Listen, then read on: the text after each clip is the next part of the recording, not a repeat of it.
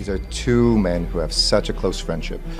Having this in a home for the first time, the president's home, personal home, really underscored that this is something that is here to stay. That we see India as a friend and a partner, not a counterbalance. I think personal is exactly right. These are two men who have such a close friendship. The most pro-American prime minister we've ever seen in Indian history, the most pro-Indian president we've had in U.S. history. And that's building on people who have been very strong before. I think they really are representative of their people and their country, and the closeness that we have. Having this in a home for the first time, the president's home, personal home, really underscored that this is something that is here to stay. The Quad is a powerful place to set a vision, to share principles, and to come up with common solutions in the Indo-Pacific. It's a contrast to nations that don't want to play by the rules, that don't believe in the rule of law, but I think it will build solutions. It's about what we can do proactively, and this was a giant step forward. Right.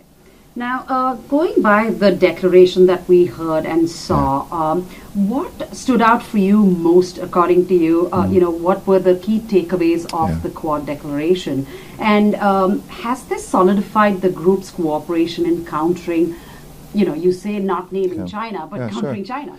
No, it's not about any one nation. It's really about these four nations and this common vision that this should be a free, open, prosperous Indo-Pacific. And if you look at the declaration, it really underscores that. From cooperating together on healthcare, as we did with vaccines, and now with the cancer moonshot, whether it's security and making sure our coast guards can act with each other in a way during a humanitarian disaster that can keep our people safe and protected, or whether it's looking at economic development of things like supply chains to make sure no one country can throttle those supply chains in critical minerals, photovoltaic cells. We put $1 billion together between just U.S. and India to find climate solutions when we have almost 900 million people who are climate vulnerable in our two countries. So, of course, other countries will look in, but nobody should feel threatened by the Quad. But the Quad is about standing up for principles that not every country shares. It is about finding solutions to common challenges that not everybody is doing in a multilateral way. And I think it is inspiring the world. The Quad doesn't just work in four countries. We really are looking at the entire region and how we can give something to everyone. Now, a special space was given to semiconductors during this visit. Talk to us about, how do you see this going forward? Semiconductors power this interview. Semiconductors power the cars that take us to and from places. Semiconductors are for everything from defense to space to science to climate solutions. And we want to make sure that our leadership in semiconductors between these four incredible countries is maintained. In India specifically, we're committed to helping India increase its production, bring more American companies to invest in India. We see India as a powerhouse of tomorrow. Already in design it is, in packaging it is, but in the production in between, we see a role for India really for the world, not just for the United States, but to make sure nobody can take those semiconductors away, that they're used for peaceful purposes, and that we have technology that will connect and protect us, not divide us and harm us. Right from its conception of the Quad, it was made clear that the Quad is not a defense partnership. But going by the positioning after the leaders' summit, is it safe to say that the Quad is a leading security body in the Indo-Pacific? And is this fast emerging as a major security bloc?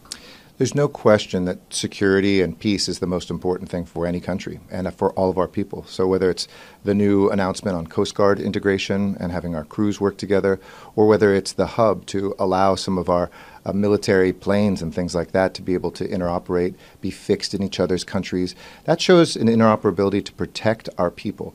But it is not, first and foremost, some sort of military alliance looking to project power. It is looking to preserve peace and to make sure that we have prosperity for our entire planet.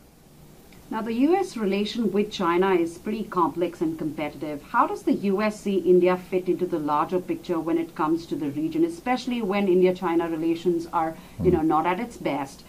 Does Washington see India as a counterbalance to China in the U.S.'s Indo-Pacific policy? I would say that we see India as a friend and a partner, not a counterbalance. We share the principles about borders and sovereignty, about the rule of law. We've stood with India on the border when there's been conflicts. We've recognized since 1952 the McMahon Line. We have a long history of ensuring that aggression should not be rewarded anywhere in the world.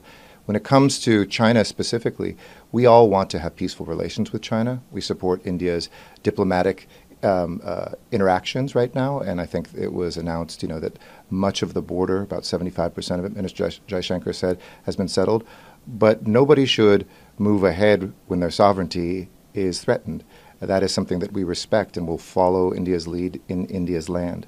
But secondly, when we look at the region, we want to make sure that people have choices, that they don't have debt traps, that they aren't seen as interfering in domestic politics, that people can have democracies, they can have free market economies, they can have a rule of law, which is one respected by everybody, and we offer that while we both, I think we want to calm the waters when it comes to relations with China. Now, Prime Minister Modi is the only leader probably who has visited Russia and Ukraine, within just a few days of a gap. Already, India is showing keen interest in bringing peace in the region. We've heard Prime Minister Modi say this time and again. Will the U.S. back this initiative?